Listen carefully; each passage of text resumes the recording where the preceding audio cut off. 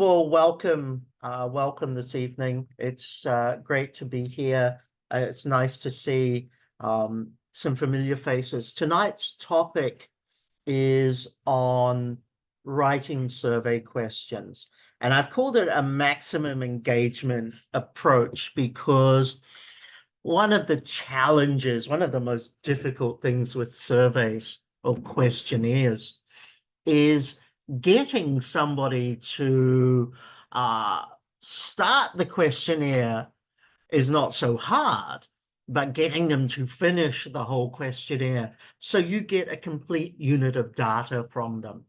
And although there's a lot of psychological elements towards how we go and how we go about doing that, and it does relate to personality, it does relate to setting.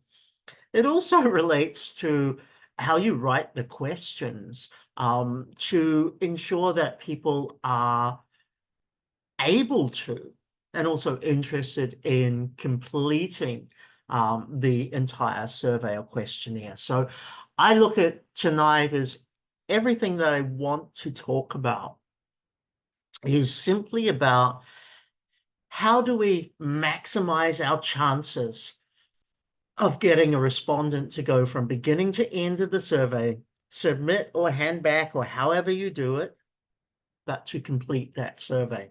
And my focus is on, look, what do we need from the questions? How do we better write the questions?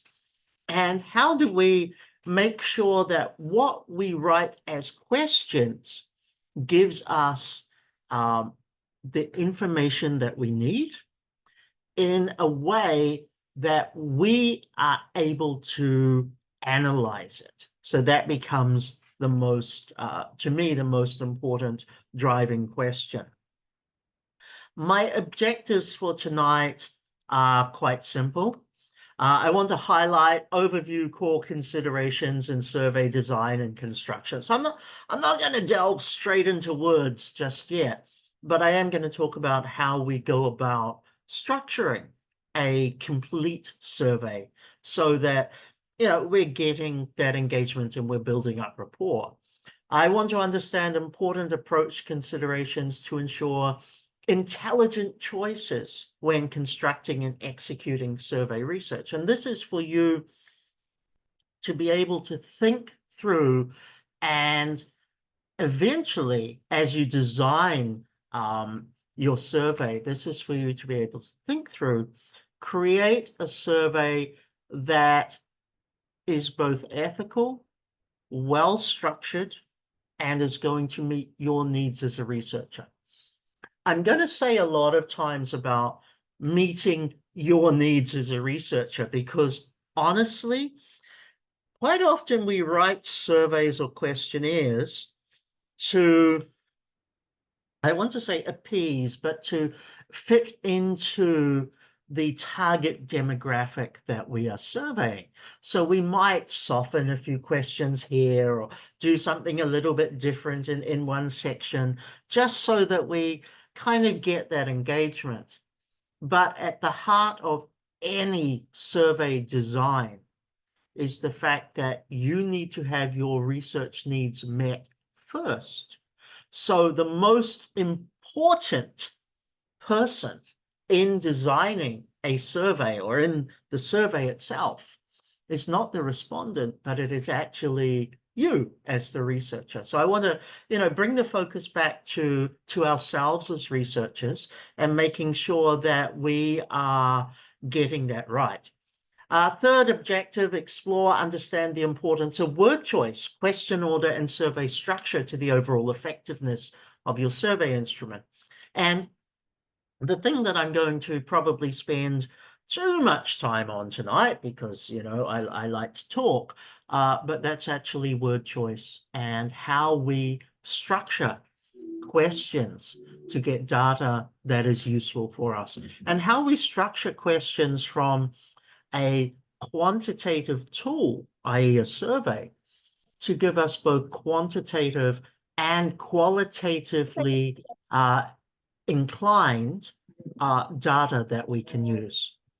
So I want to understand the principles of effective survey design, and I'd also like to develop stronger awareness with respect to the effective utilization of scales. So at the end, we'll talk a little bit about scales and how we use them.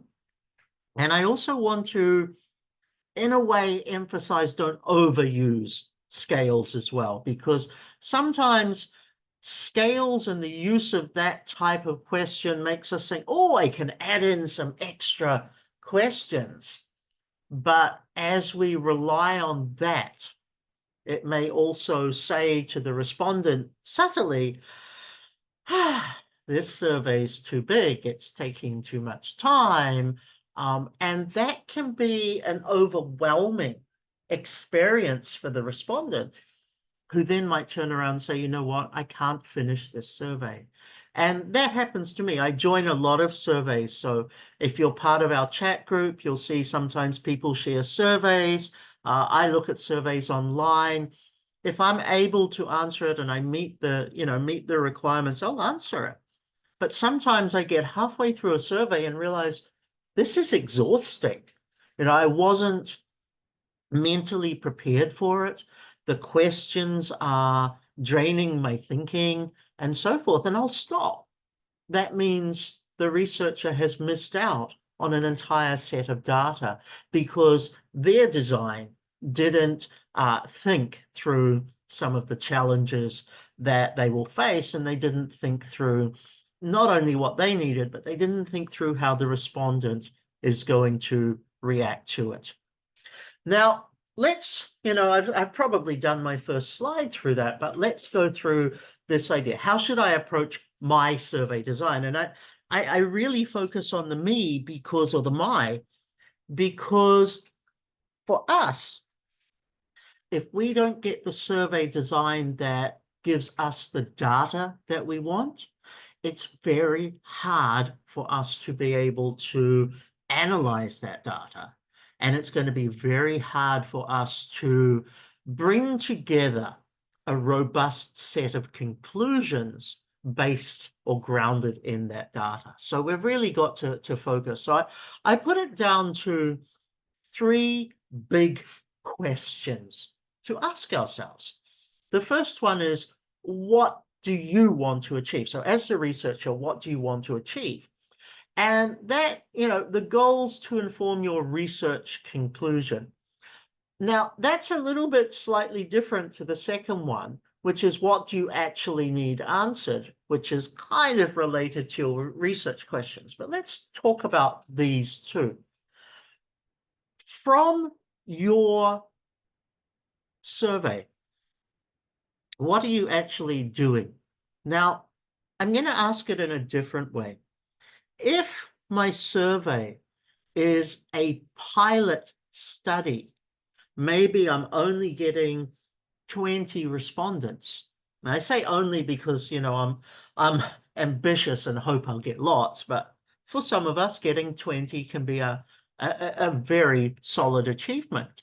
But let's come back to, if the purpose is to get ideas as a pilot study so that we can inform a different type of research as additional, so part of a mixed methods or multiple methods study, then that's different to if my survey is the whole of the data that I want to collect. And maybe I'm surveying 500 people. So, understand for yourself, look, am I using this to get ideas to help me springboard the rest of my research? Or am I using this for very specific data that is my whole research? Now, this is going to come down to your research design. How have you structured the techniques or the avenues that you are using for collection of data to help you achieve the goals of your research. Now, the second question, which is actually tightly related, but also a little bit different, okay? You know, there's a strong overlap, but there's a little bit extra. What do you actually need answered? At the end of the day, it's much like an interview.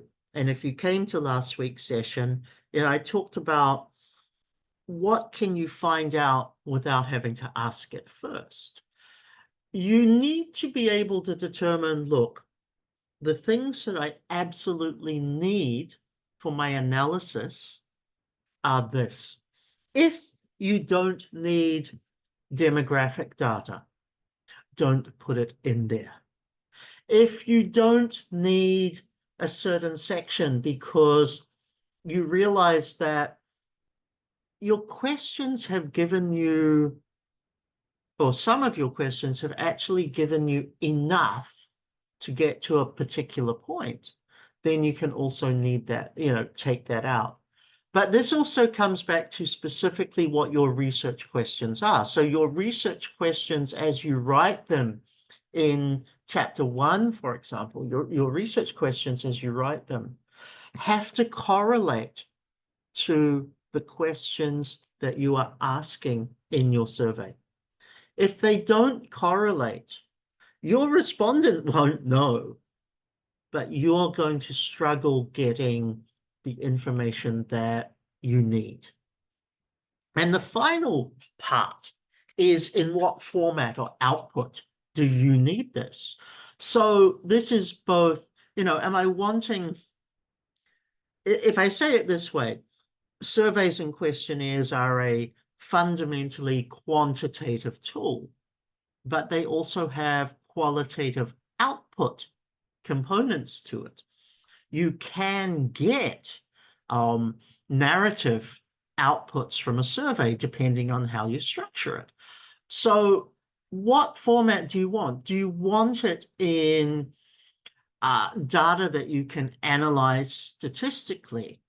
Or do you want some or all of that data in a qualitative format, i.e. sentences, stories, and so forth, that you can weave into your analysis?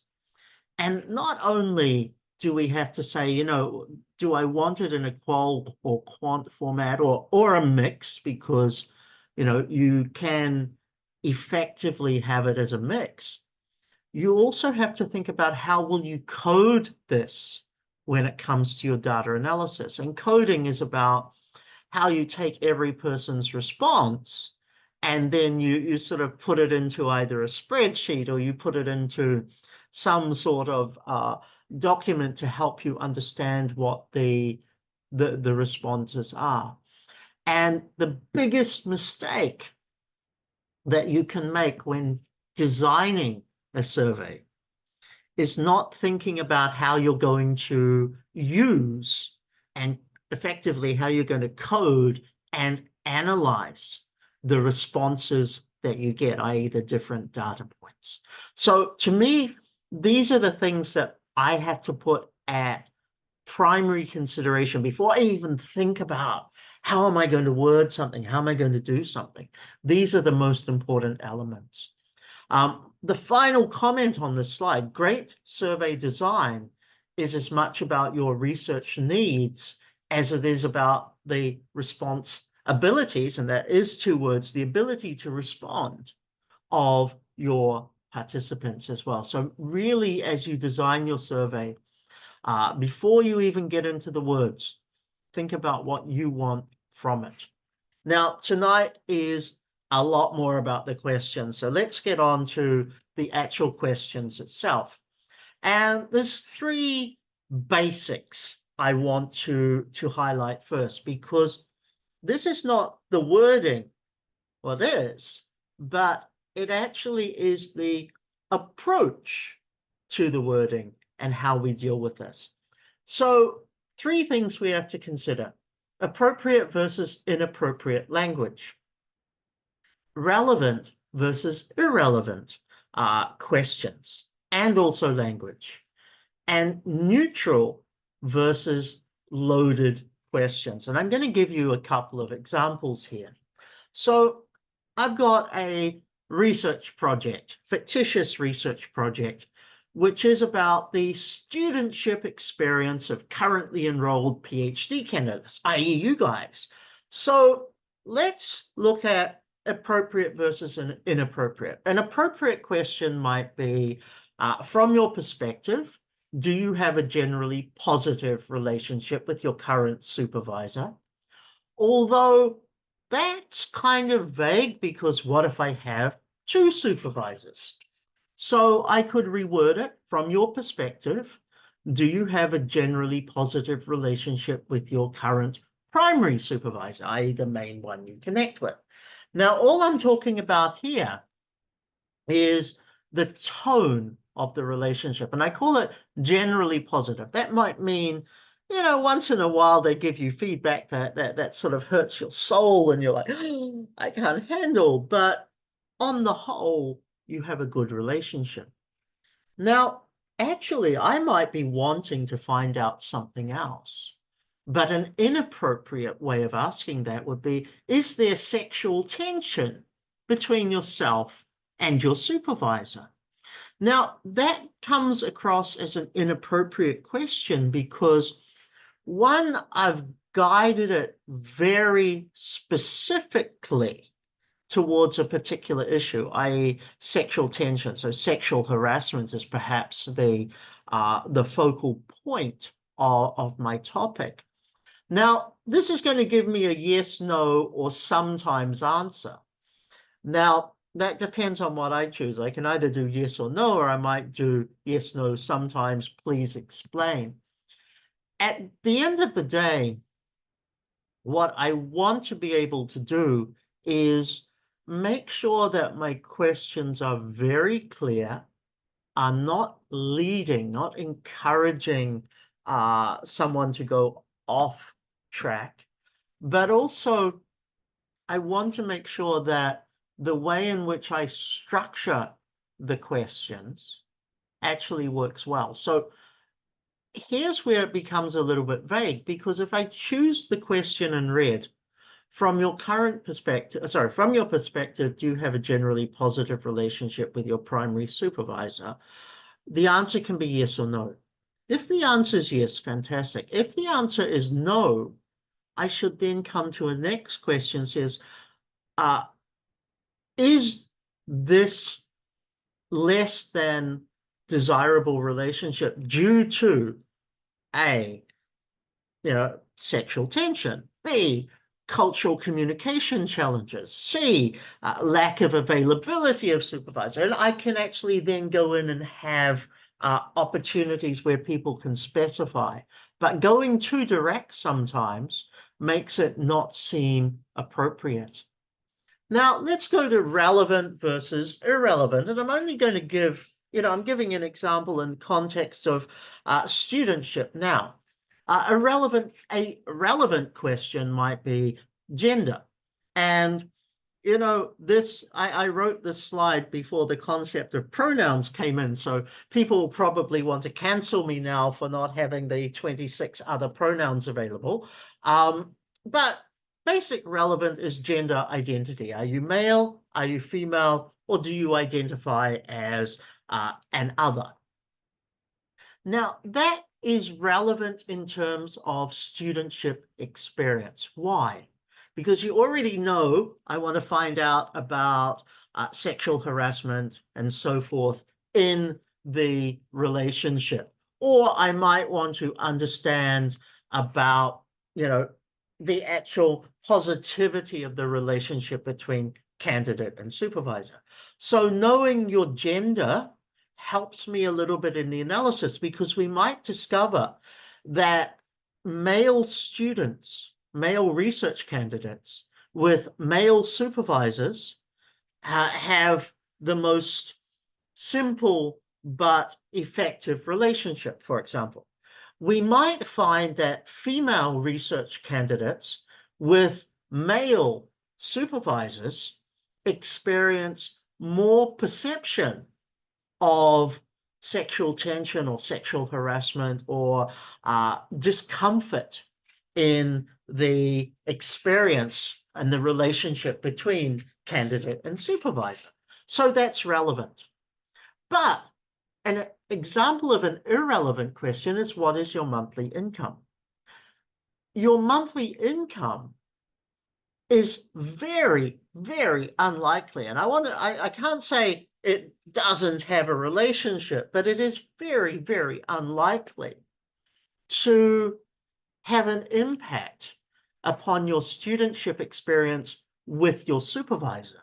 It may have an impact upon the quality of your living in your apartment and, how many days you can afford to come into campus and stuff like that. But it's not going to have an impact on some of the other issues. So we have to decide, do I need to have this question in this survey? Is it going to give me a data point that I am guaranteed to write up in my dissertation, in my chapter 4, in my chapter 5? Very likely not. So I don't genuinely need it. I don't relatively need it in the dissertation, in the questionnaire itself. And the following one is neutral questions versus loaded. And a neutral question does not guide the person towards a particular type of answer. A neutral question kind of sits on the fence, but it gives you an opportunity to say either side. Are you comfortable with current supervision provisions? And that's very simple. It's a yes or no. And each one of us here today in the webinar can actually answer that. Are you happy with how things are working out with your supervisor? But if I load a question, that means I word my question in such a way to make you think differently, or I word my question in such a way to get a particular type of answer from you, then that's not a good question. And that's actually detrimental to your research. So my example here is, given an average expectation of 10 hours per week supervision in local universities, i.e., you get to meet with your supervisor 10 hours per week, every week, are you comfortable with your current supervision provisions? And just put in just for curiosity's sake, put in the chat box, are you getting more than 10 hours a week of time with your supervisor? Because I'm pretty sure we're not.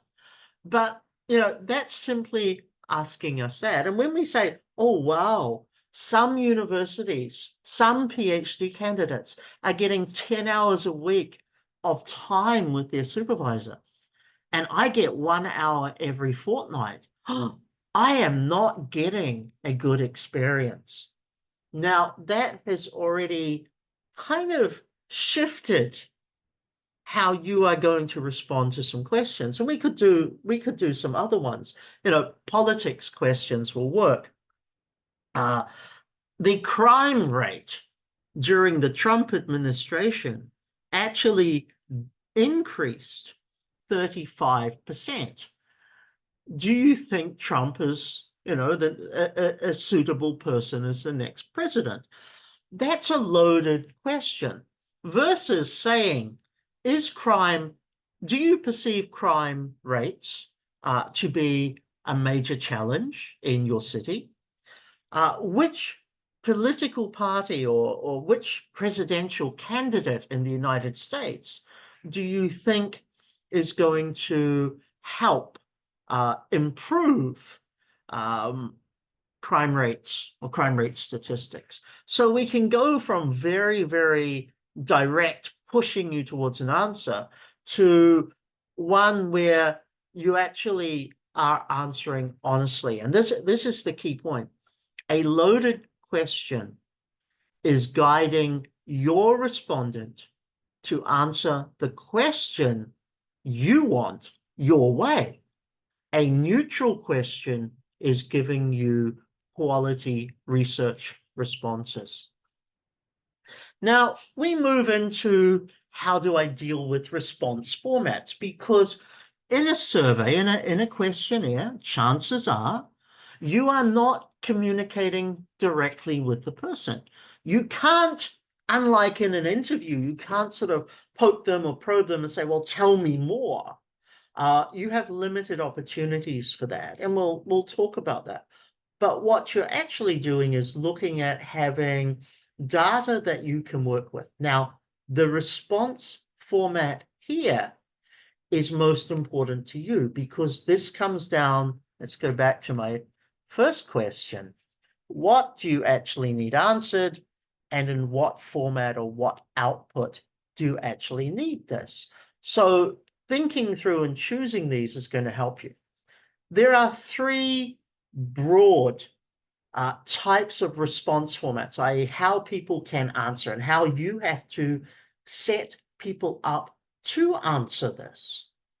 And the first one is structured or closed. Structured or closed gives people limited options. So the most typical one is yes or no. Now, in interviews, we say, don't ask yes or no questions. That's because you're not getting the person to talk. In a survey, a yes or no question is fundamentally useful.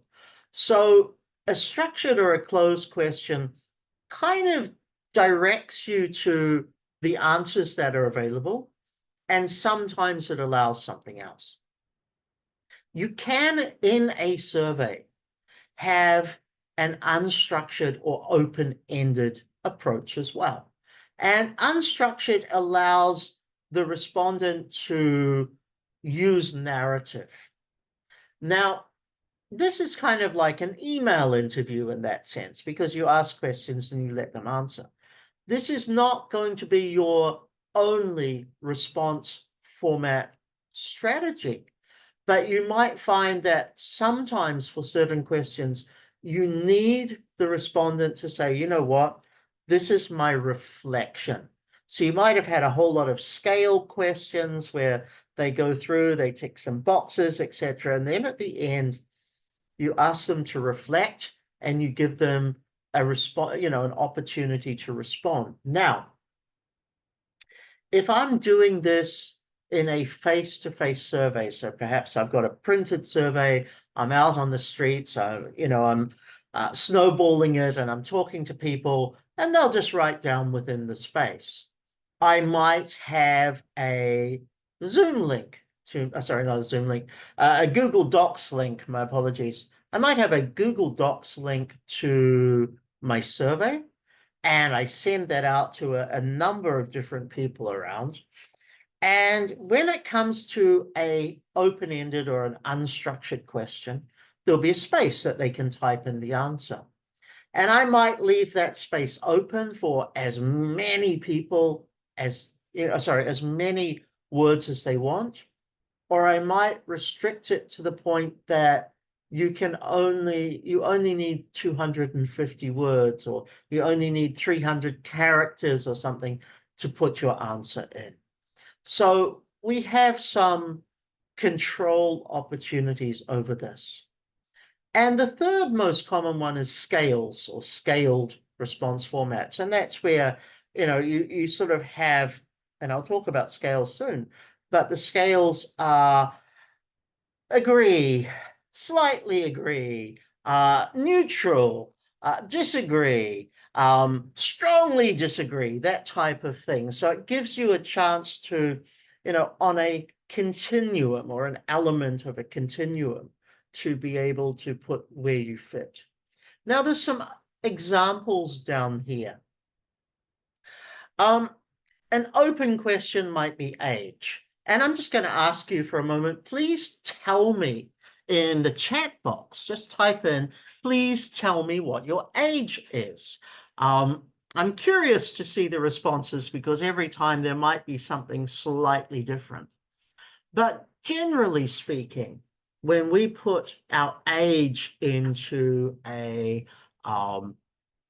a survey or anybody asks us, unless we're under 2 years old, we're never doing it in months. I mean, you know, the new baby is 11 months old. Okay, that's fine. I have to use my calculator to actually work out how many months old I am. I'm something like 6,000 something months old. That's not normal, but it's still an answer. I can still work it out. But typically we'll say I'm 35, I'm 72, I'm 18, and so forth. Now it's open because you can put anything you want.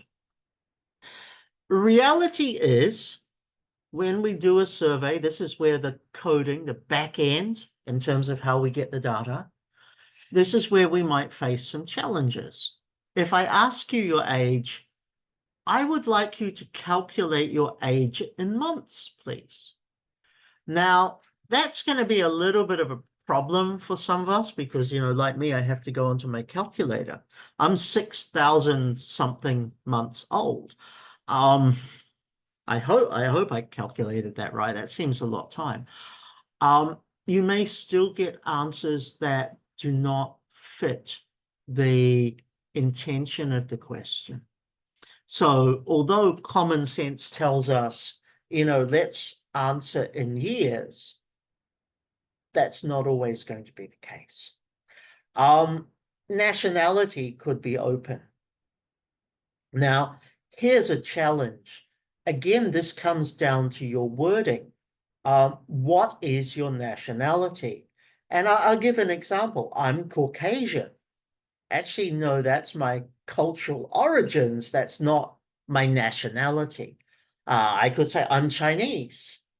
Chinese from China, Chinese from Taiwan, Chinese from Malaysia, Chinese from Fiji, Chinese from Australia. That doesn't tell me my nationality. So nationality might be asked, what is your nationality? In brackets, where your country, where your passport is issued. And then I can get the details. So you have to be very cautious to ask the question in the right way. And for example, what is your ethnicity? I am European. That's my ethnicity, but that's not quite 100% correct. You know, so again, there are going to be challenges as to whether you're getting the right answer. Now, the best thing here is any time I develop a survey, I need to do a trial run. Now, some people will call it a pilot, but to me, a pilot also helps us in a mixed methods or a multi-method study, and it goes off. What I'm doing is an editorial run because I want to hand my survey to, say, 6 different people within my network. It might be friends, it might be family, it might be other PhD candidates or colleagues. But I don't really care about what they think. What I really care about is how do they answer it? And do those answers match with how I anticipate to use the data they give me? So it gives a devil's advocate moment, but it gives us an opportunity to look and say, you know what? I sent Farrell the survey, and when I asked his age, he put 49 million minutes. And I suddenly realized my question was not specific enough. It didn't give me the result. So it is, you know, it's always a good thing to make sure that you are checking and you're doing, as I say, an editorial run through, but we'll call it a pilot for a moment, or a preview study, to be able to make sure. And when you are writing up your methodology chapter, it's also a very strong idea to be able to say, look, the survey was pre-tested on 8 individuals. 6 questions came back as problematic, and these questions were changed. No problem further on. Now, why we do that is we want the transparency that you give, or that we want to have the transparency in how everything was designed. But it also shows me that, you know, if I'm looking at your research, it also shows me the processes and the decisions that you went into. So even though that's a bit of an offside, you know, an off the track comment, um, it's okay to upgrade your questionnaires and your wording of questions, because the goal is to get data that's useful. The goal is robust research, and the goal is transparency in your decision making for that as well. Let's move into closed questions. So we have a few different types, and I put 4 here. A single closed question, which is give me a, you know, pretty much a one-word answer. And now it's hard to think of one of those as an example, so we move on. Dichotomous is having 2 opportunities, so yes or no, up or down, left or right, light, dark, anything where you're literally on the opposite ends of a continuum, and that's simply there. A single closed question where you could say, use one word to describe your experience today. And you come back with fantastic, wonderful, crap, whatever, but you're still giving one opportunity only. It's so very limited. Multichotomous means not only do you have the yes or no, you have another choice or choices in there. So it might be yes, no, maybe. Did you have a good day today? Yes. No. Not too bad. Could have been better. Now, I'm not the, you know, not the greatest at choosing those labels for that, but that's an example of multichotomous. Person's got that opportunity. Now that brings us a bit to scales, but it could also be something else. What did you eat for dinner? A single closed answer will be an opportunity for one word. Now, I'm going to have chicken for dinner. So it's easy. I can write in chicken. There is a problem here. What did you have for dinner? Food is not a wrong answer. But again, it comes down to, did I ask the question enough to get an answer that's useful for me? Because I'm certainly not going to eat bricks for dinner, or sky, or any other noun that I can choose. So wording becomes very, very important.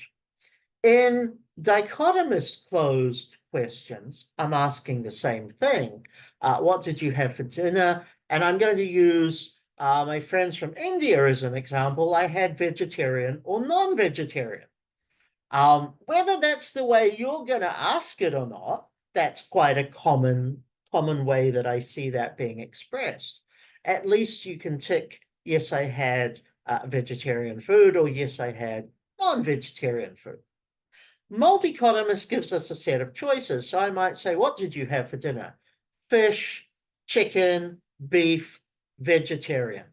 That gives me multiple. Now, multichotomous, I'm using examples that have 4, and I just sort of recognize that. But multichotomous means, look, take as many as you want.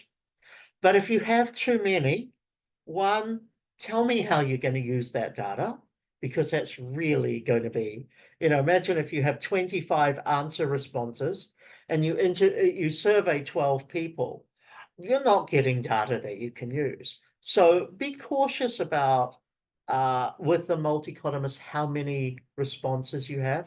5 to 6 is always good, but guided by what you have. So if I ask about dinner, fish, beef, chicken, vegetarian, lamb, for example, that's five potential answers that I use. That's actually going to give you a decent amount of data. Now, what happens if you're like me and you had crocodile for dinner? That doesn't fit into the thing. Maybe you can say it's a fish because, you know, it lives in water, but that's stretching it. So then we have multicotymus with other. And what it means is, look, you've got, you know, 4 or 5 choices: seafood, fish, seafood, lamb, beef, chicken, and then you have other, which allows the person to write down a word. Now, unlike a single closed question where what did you have for dinner and you write food, when you've got a list of opportunities first and then you say, well, if you don't fit into this, what did you have? Nobody's going to write down food because your example has already guided them. Now, this is actually something I learned way too long ago when I was in law school. The choice of words before an open answer or before a particular statement allows you to guide how people respond to that statement. So by having fish, chicken, beef, vegetarian, for example, I know that if I ate crocodile, I'm going to be writing that down. I know that if I write food, I'm going to be an idiot. So it's actually training my mind in a way by guiding me on that. Now, the challenge here is we get coding issues because when you have multicotymus, you can make percentages easily and do all of that stuff. When you have multicotymus and allow other, you might divert from 1 or 2 words. You might get a huge set of words, in which case you've got to then set up rules for yourself to be able to analyze that. So is there a difference between, for example, crocodile and alligator as my dinner? Is there a difference between pasta salad and lettuce salad? And if there is, how is that going to change, you know, the analysis of my results? So it's very, very important to think about how you want people to answer, and are they going to answer in a way that you can use as your data? Now we get into the third set of examples, which is scales. So we have actually over 20 different types of scale. I'm going to show you a few towards the end of tonight's session. But we have, you know, the typical ones are the rating scales, the ranking scales, the Likert scales, and so forth. And it's really just being able to have a degree of representation over a continuum. So how do you feel today? Very unwell. Somewhat unwell. Okay. Well. Very well. Again, I hate some of my examples, but you can see that they're, you know, pacing themselves over a continuum of feelings or emotions or experiences or realities. You know, it could be something else. Let me give you a question. Doing a PhD is the best thing in my life. And I'll use a 5-scale ranking so I don't have to think too much about a 5-scale rating, sorry, so I don't have to think too much. Totally disagree. Somewhat disagree. Neutral. Agree. Strongly agree. Now it's gone from I hate the PhD to I love the PhD, and sort of kind of intermediate responses that balance like a bell curve in a way. But that's what a scale is also about. Some scales you sort of get to choose, like how do you feel today on a 1 to 10? Well, at the moment, I'm a 6.35. That's a legitimate answer. Bit of a pain to analyze. But scales are increasingly important in research. They help us to get some very good data that we can use and we can analyze quantitatively. But they need to be very carefully constructed. So in terms of response formats, the considerations, and this comes similar to the early slide. What do you seek to find out? Is your choice of question format going to give you that? And this is, again, why you want to test your survey. You want to test your questionnaire with different people so that you can see whether their answer is giving you what you want. Now, a little trick for that. It's very easy. Let me rephrase how I want to put this. Say, for example, you get your parents to answer your survey. They're going to want to, oh dear, you did such a great job. This is a nice survey. They'll take everything, hand it back to you, and you won't know there's any problem. Now, when you use friends and family to verify a survey for you, you know, to check it out and to make sure that it works fine, they're not helping you, because they will want to make it as easy for you as possible, and they probably won't want to be very critical. So you need to find someone like me who will purposely go through your survey and try to destroy every single question that you have, because that's the only way you are going to get an understanding. Now, you know, we often want to verify our surveys as well, and we do this through industry experts or academic experts. And say, for example, you're doing research on higher education studentship. I would be an academic expert in that realm, and you might send the survey to me and to five other academics who research this to verify. But if you send me that questionnaire before you've even done the basics, I'm not going to be very helpful for you. I'm not going to be able to give you a second round. So before you send it off to an academic or an industry expert, make sure you've gone through the activity with someone like me who's going to pick it apart and give you real feedback first, so that you can tidy it up, then send to them, and they can say, you know what, this is a good survey. We go with that. I agree with that, and send it off. So, you know, that's how I would do it in the process of things. You have to ask, you know, can each question be worded in a better way? And this is one of the early things that I should be doing, is I have to be very critical of my choice of words. Is it detailed enough? For example, what did you have for dinner? Food. That's not really, you know, I might be being a pain in the ass by giving you a stupid answer, but actually your question enabled me to do that. What type of food did you have for dinner? Now, this is going to be another problem. I could have had fish, I could have had beef, I could have had Italian, or I could have had Chinese. I've gone two different ways. So what cultural cuisine did you have? Okay, Italian or Chinese. What staple protein did you have? Beef, chicken, etc. So my choice of words guides where I have to go, and you need to do this very early on. The last consideration that is going to be helpful is, should I group my questions into similar formats or by topics? And that really comes down to, look, you've got a variety of response formats that you might be using.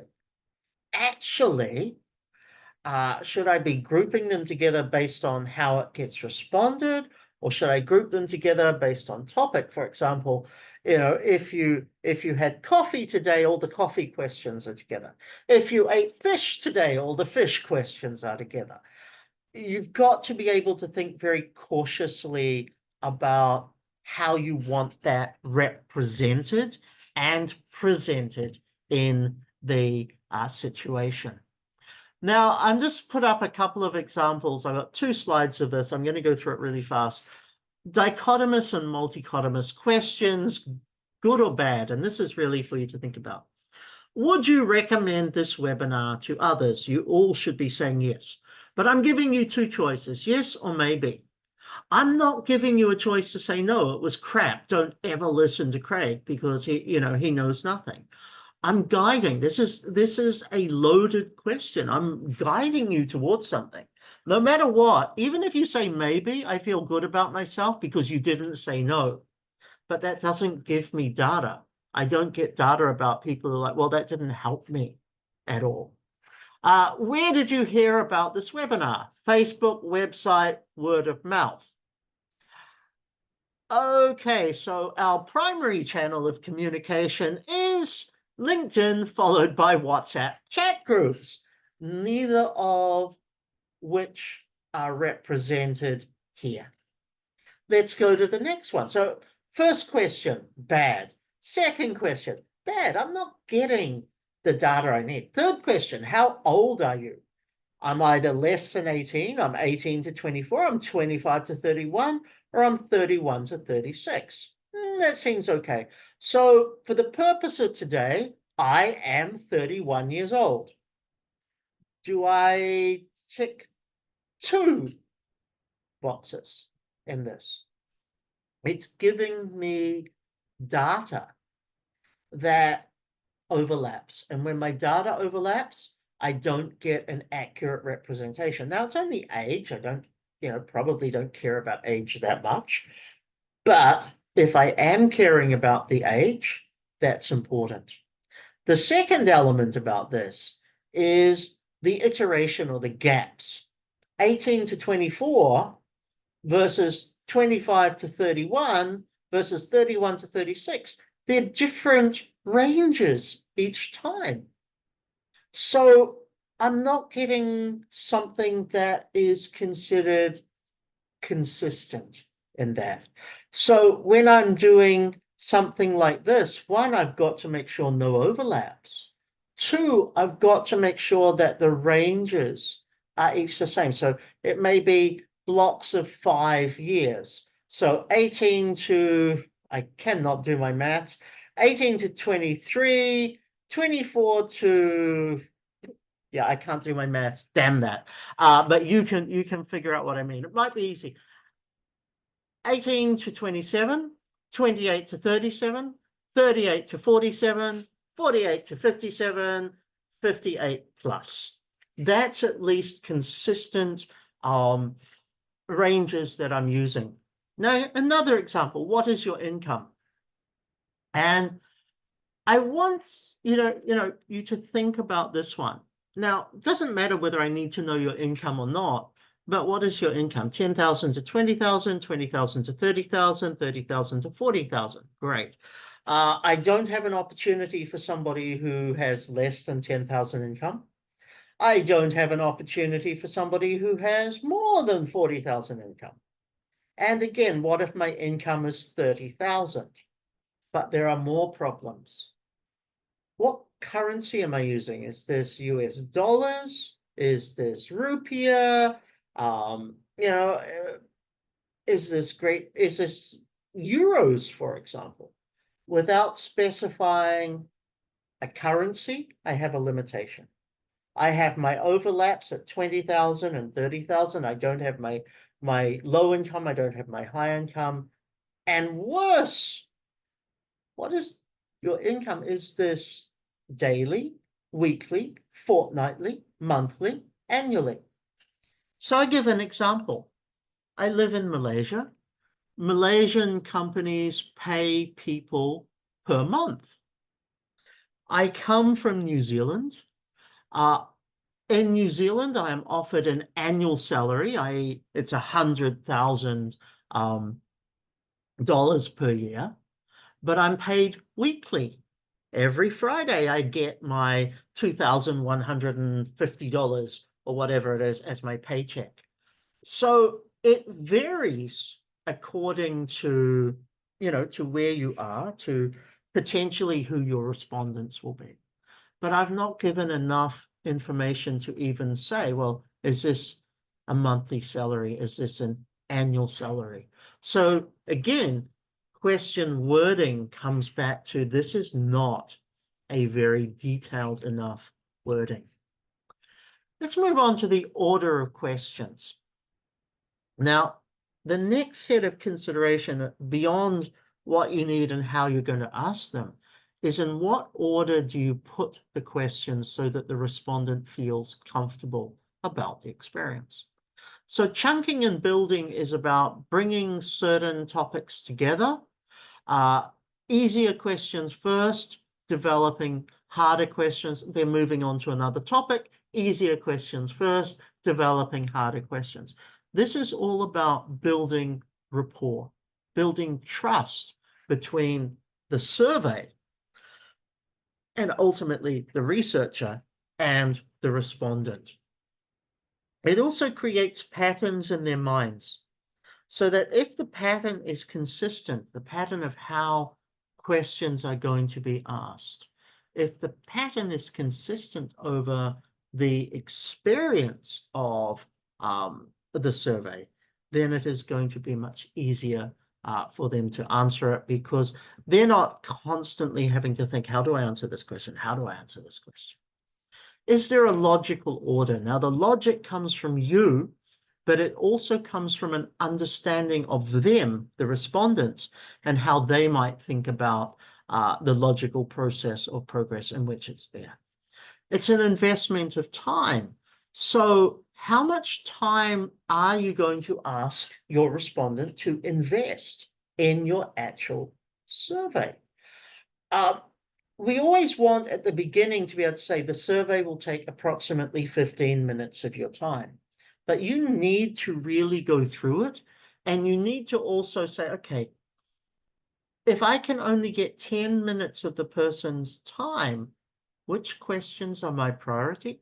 Which questions am I going to take out from the experience? And the final, thing to think about is about sensitive questions first or last. And sometimes sensitive questions we put first to get them over the way with, but that might scare people off. So do we leave sensitive questions to the end? Do we weave them into the experience?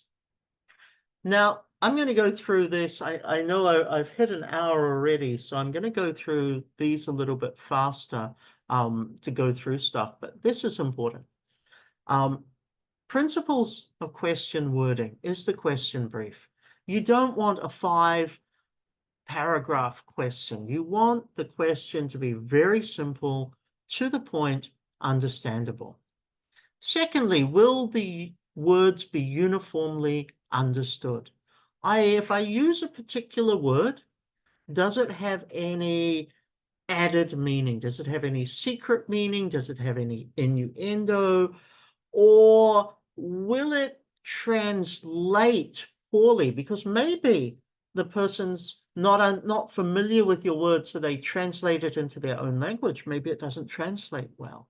So it's making sure that it's uniformly understood. Now, I'll give an example.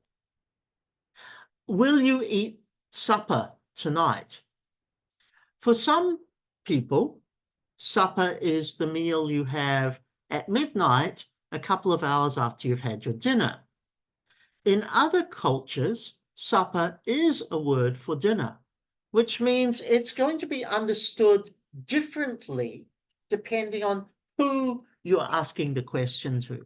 So it's very, very important to make sure that the words are going to be interpreted well.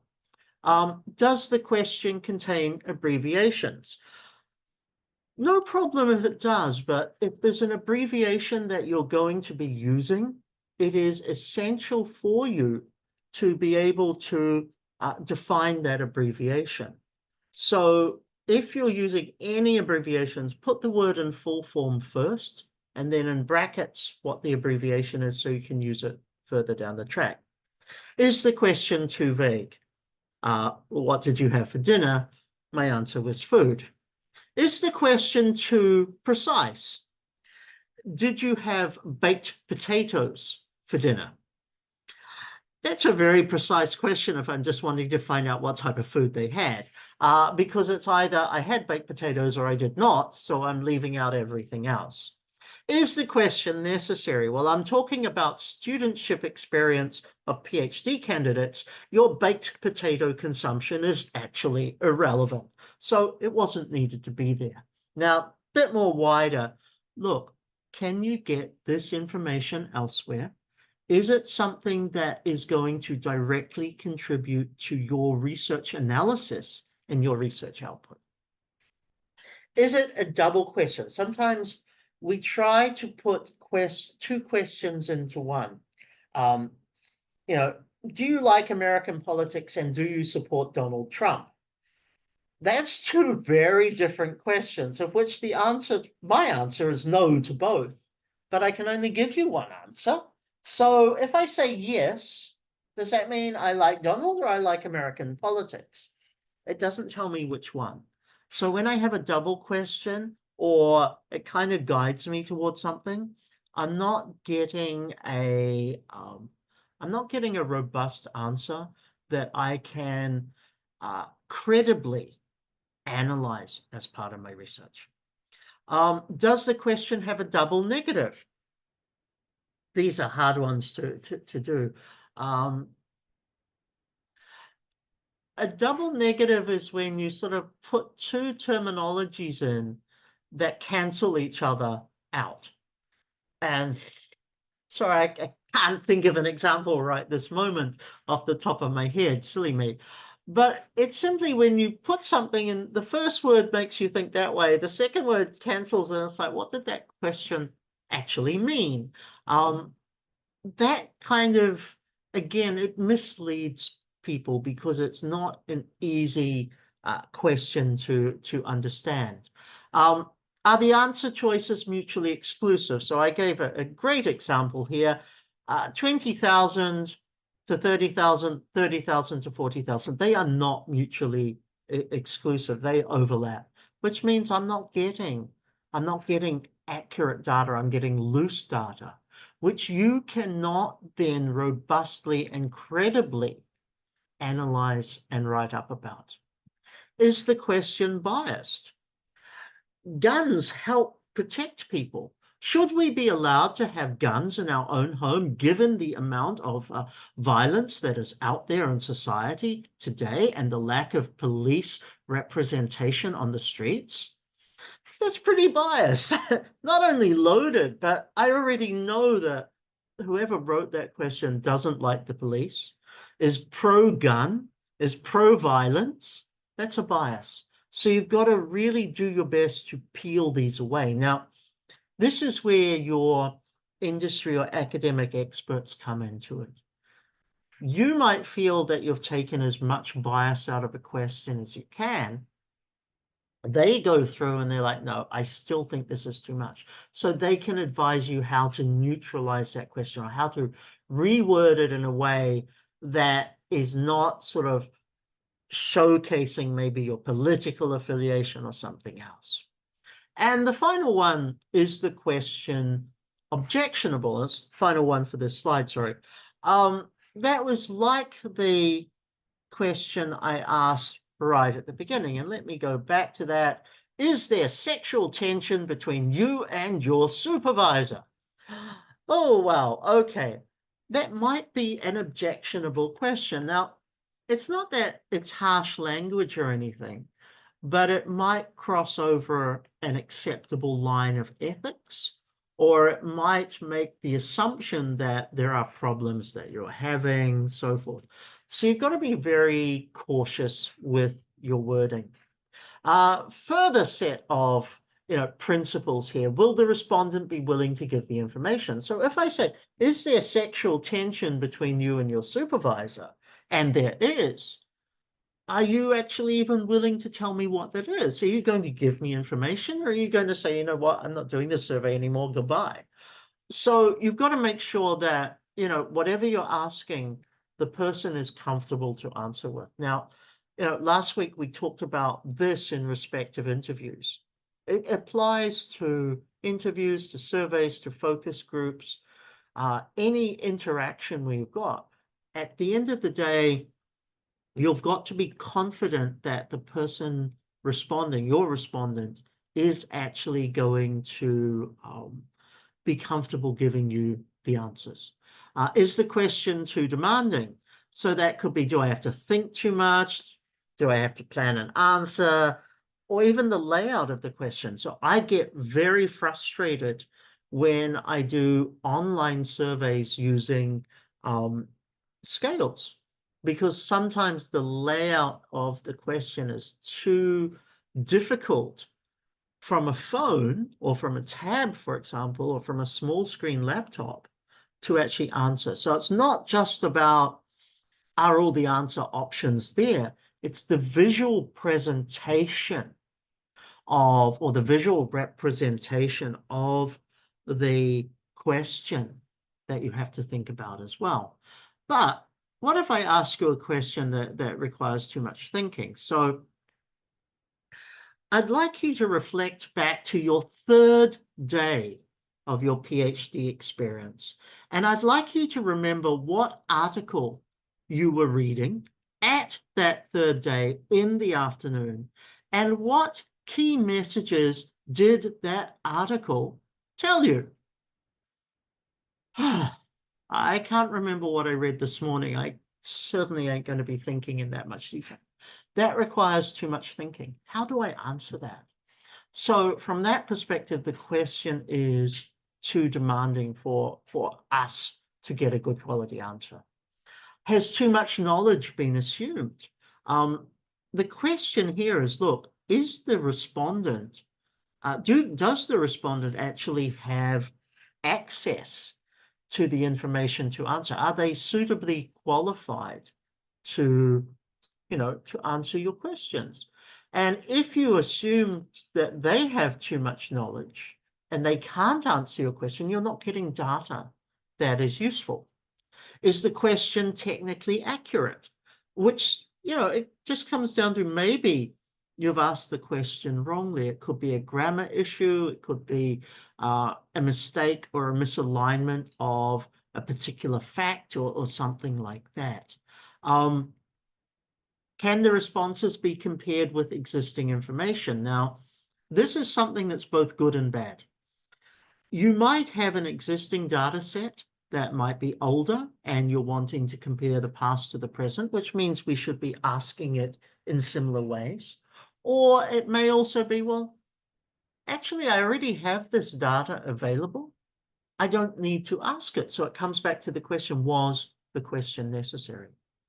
Can the question stand alone? And what I mean by that is, look, most people might have, say, 10 questions in a row and they build up to each other.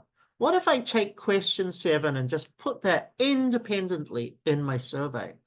Can someone answer it? Or does it require certain questions before? Now, there's not an issue in here. If you need to have answered question 1, question 2, question 3 before you answer question 4, great. But never put question 4 first, recognizing it needed numbers 1, 2, and 3 to help it. So have a look at that. Again, that is the flow. But the best test is, look, if I take a question and I put it separately, can somebody answer that? If they cannot, then I need to figure out what is the best order and placement of that question in my survey. Have the criterion by which respondents must make a judgment been clearly stated? What did you have for dinner? Food. But maybe I wanted cultural cuisine, so Italian or Chinese or Japanese, or maybe I wanted protein, so fish, beef, vegetarian, for example. That's going to be important. Okay, so make sure, again, I cannot emphasize this enough, make sure that the choice of wording is as accurate as you can possibly be. Is the question applicable to all respondents? So maybe not everybody needs to answer it. For example, let me think. Well, let's go with food. What have you had for dinner tonight? I haven't eaten yet. I have dinner after my webinar. How do I answer this question? So in a very simple form, it's not going to be applicable to everybody. It's not about taking that question out of the survey. It's about guiding the respondent to whether they should be asking this survey. So it can be, if you have eaten dinner tonight, what cuisine did you have? Okay, I can't answer it. I move on to the next question. You can answer it because you ate already. So it's just about guiding the respondent to, the question fits for them. And if it doesn't work for them at that moment, please move for, if you have not eaten, please move to question 2. I move on to question 2. I can analyze that so well, because what I will then say is 83% of respondents ate dinner prior to answering the survey. Of those people, 16% ate vegetarian food or whatever, right? But I'm able to actually analyze that and write it up. But if I don't have it that way, I'm not getting that level of detail. I'm either getting something that's missed, and if too many answers are missed, how do I code for that? Can I rely on that person's entirety of what they've got? Because I haven't told them. So think about how you guide your respondent to answer that. Does the question lead the respondent?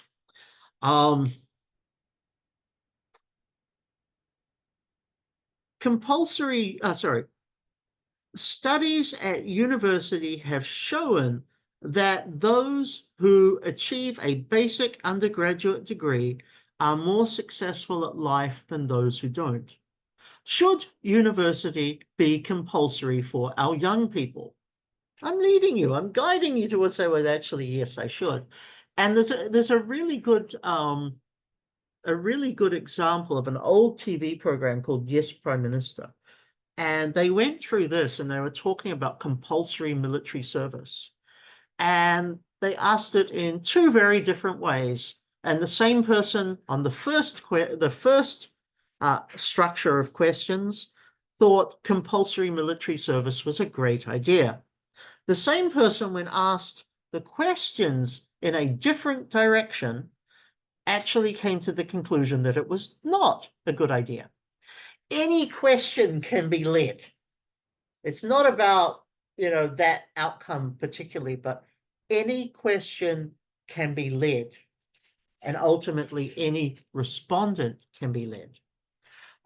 You want to ask how the questions will be asked. That's really comes down to, look, is it a face-to-face? Is it an online? And even the formatting and processes of using an online mechanism have to be considered very strongly. And is the question hypothetical? Assuming you will eat dinner tonight, what type of food, what culture food would you like?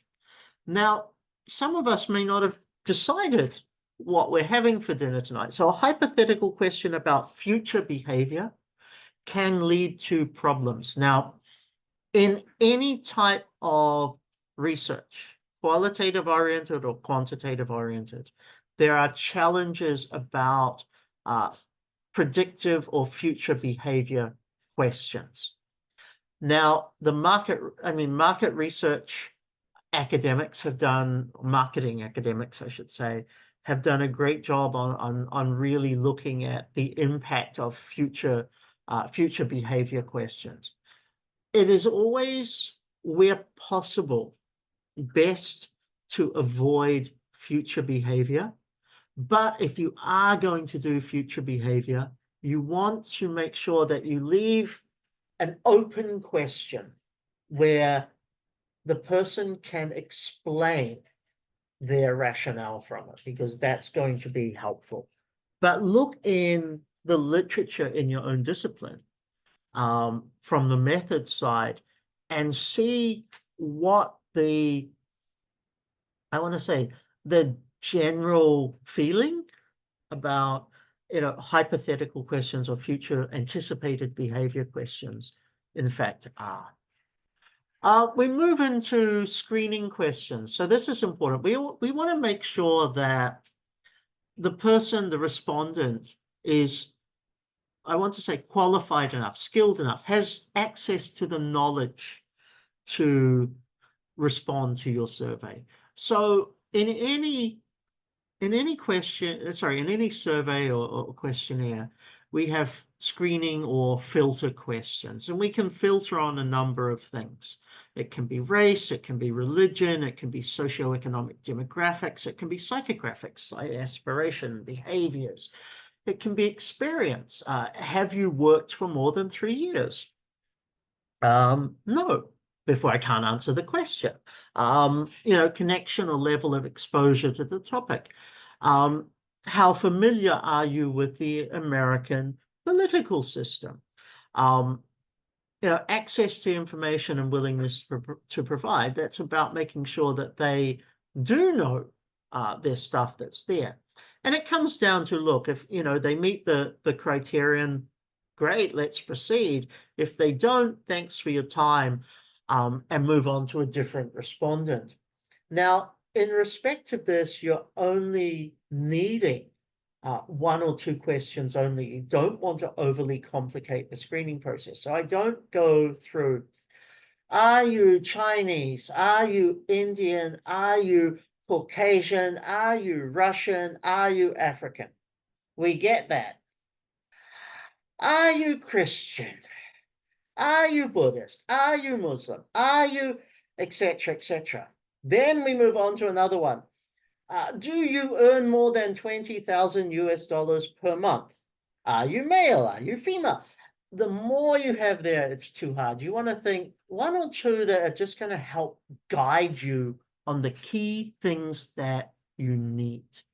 Now, the problem here, before internet surveys, I've gone out into the community with a 10-page survey. I've actually done it probably over 100 times, 100 different surveys in my life that I've gone out into the community and done with people, right? Um, you could see somebody and say, you know what, that's a white person, but I want to interview Indian people only. I'm not going to ask them questions. I'm just going to walk past and find somebody that's in my target. And then I'm going to say, oh, do you have 3 years working experience or more? When we use internet-based surveys, we're not doing the manual screening ourselves. So we've got to select the channels that we use. Maybe it's Facebook groups or community groups. Maybe it's, email lists. We've got to, on a different level of thinking, see how we can use that to our advantage to help screen some of these things first. It's a different challenge to say 30 something years ago. Okay, I want to go really quickly through this because I know I'm talking a lot tonight. And I've also, kind of, I guess, emphasized these points previously, but allow me just to sort of put it up and highlight a couple of points from each side. The first thing I want to say, good survey design leads to good data. As a researcher, we want good data, so our design of our survey is going to help us. It comes down to the first point, question, wording, and structure. A well-written questionnaire will mean the same thing to all respondents. So we don't want me to hand out a survey now and all of you interpret it in different ways. We want all of you to interpret it in the same way. And that includes translations. So if you translate it back to perhaps your mother tongue or a different language that you're fluent in, it's still going to mean exactly the same thing. So best practice advice, be specific, clear, direct, use the participants' vocabulary. I can use quite formal academic language when I want to talk. But imagine if I'm working with teenagers and I'm trying to get, an understanding of challenges teenagers face now in the world. I'm going to be using a very different level of formality of English. I'm going to be using different casual words or colloquial words or slang or whatever you want to call it. whatever survey you do is not about, it's about you getting the information you want, but it's about them being able to understand it. So you've got to be confident and competent in using the vocabulary of the individuals that you are working with.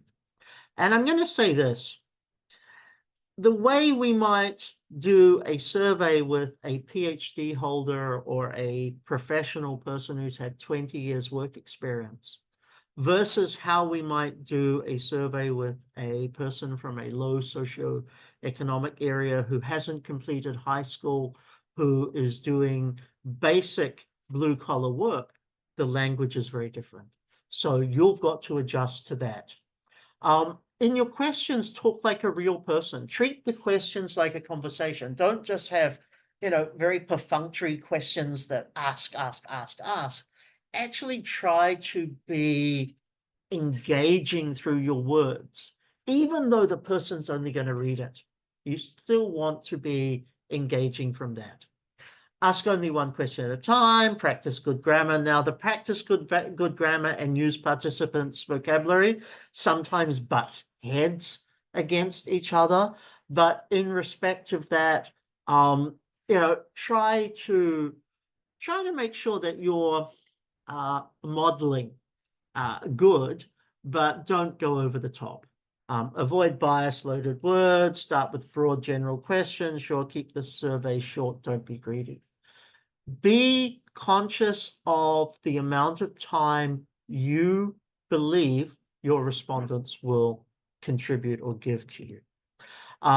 Word items as questions rather than statements. Avoid agree, disagree as the response options, because that's where our scale comes in, so we get a continuum. Use verbal labels for each response option. So rather than on a scale of 1 to 10, it's highly agree, somewhat agree, neutral, disagree, somewhat disagree, highly disagree. So make sure that the labels are there rather than just numbers. Ask about one idea at a time, phrase questions with a positive language. We always want to make sure that we're getting the fullest answer possible. The moment we use negative or derogatory or difficult language, it's actually going to change or influence the type of answer the person gives. The second major consideration is the answer wording and the structure, okay? Not about what you ask, it's about how they will answer you. And again, this is why when you first develop your questionnaire, you need to make the effort to test it out with a few people and see how they naturally respond to the actual question and the way in which you're guiding them to answer. And it's not about getting them to give the answer, it's getting them to say, you know what, this feels wrong. I don't think I can answer this question in this structure that you have suggested. So best practice advice is present all possibilities. Say no only when necessary. So you really want to avoid no answers.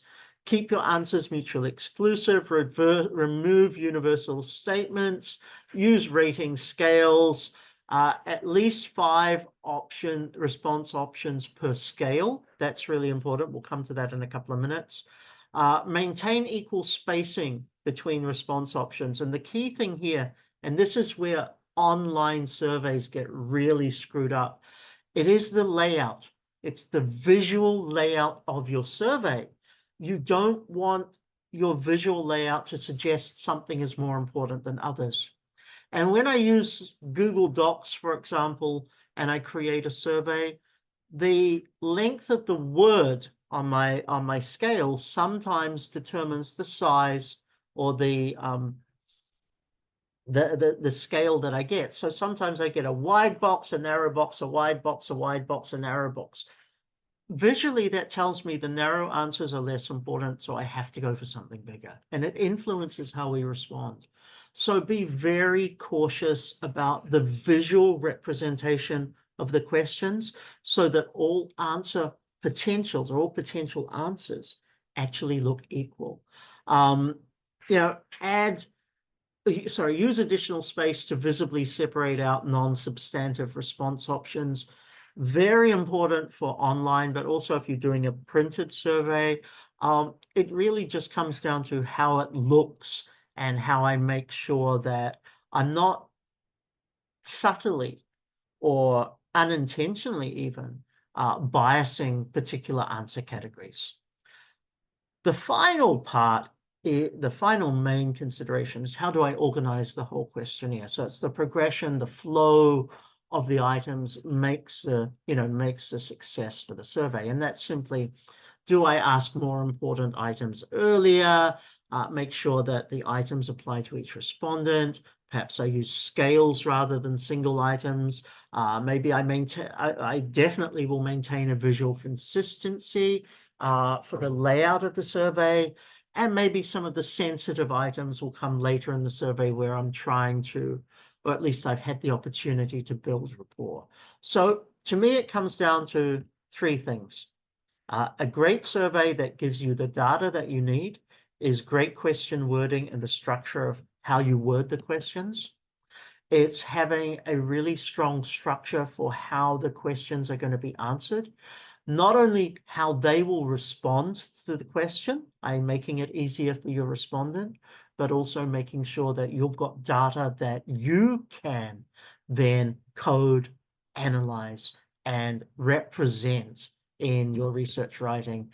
And finally, it's really the whole organization, the visual side of things, that everything looks fair, everything looks equal, and I'm not trying to squint on something and see it. And I usually tell a story here, and I had a colleague many years ago at a university I used to teach at, and I was co-teaching an economics paper with this lady, and she was the course coordinator, so I had to give questions for the final exam. She went and then designed the final exam. And the final exam was a whole lot of boxes with questions and answer possibilities and that. I could not understand the system. My students could not understand how she had structured the asking of questions because there was no logical flow to it. It wasn't easy on the eye. It made you think when you have lines going, up and down, what do you call that? Vertically versus lines going horizontally between questions. And you're thinking, what does that mean? And I remember writing to my head of department, and I'm just like, I'm not marking this. I refuse to mark this. This is absolutely ridiculous. I've seen easier to understand abstract art than I have with these questions. The lesson comes to this, look, just because it works for you and you understand it doesn't mean your respondents or the people who are engaging with it do. So be very cautious and very aware of that. But again, two things. You test it out on people like me first, who'll be like, okay, this is how I see it. And then you make sure that you validate the question through an industry or academic expert or set of experts. Now, just before I move into Q&A, I wanted to talk about scales very quickly. These are just some examples of scales, and I'm going to put up a few references on our social media probably tomorrow. I've already put them up on the website anyway. When you're choosing a scale, again, it comes down to what works for you. So top one, you've got strongly disagree, neither agree. Yeah.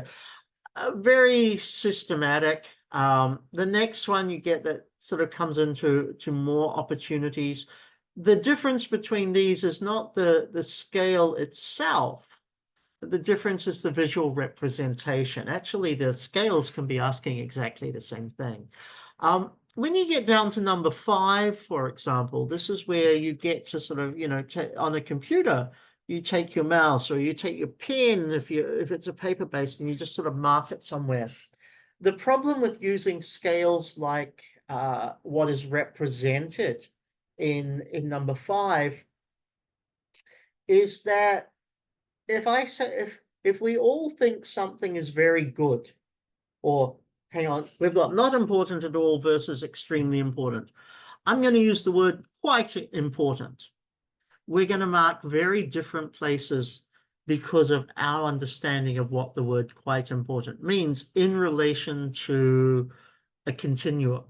But if I have my traditional scale in number one, then I'm going to have a label that already says quite important, so I can tick it. So there's going to be some interpretation challenges you have there. I'm going to set up some stuff about this online. I decided to do this a slightly different way and just answer a few questions. Give me a second. When should I adapt to scale?